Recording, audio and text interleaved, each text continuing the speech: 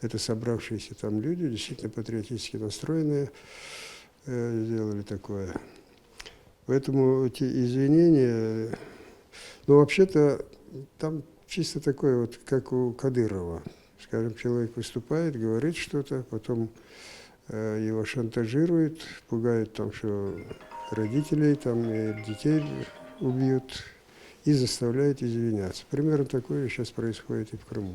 Для них все украинское это враждебно. Ну что это, вот эта червоная калина, она еще и в советское время исполнялась многих лет, ну такая дикая, вот такая вот антиукраинская позиция у этих людей.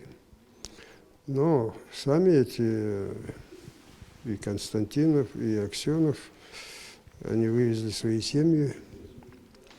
У крыс, как правило, обостренные чувства опасности. Они чувствуют, что корабль тонет, и уже отправили своих родителей, своих родственников.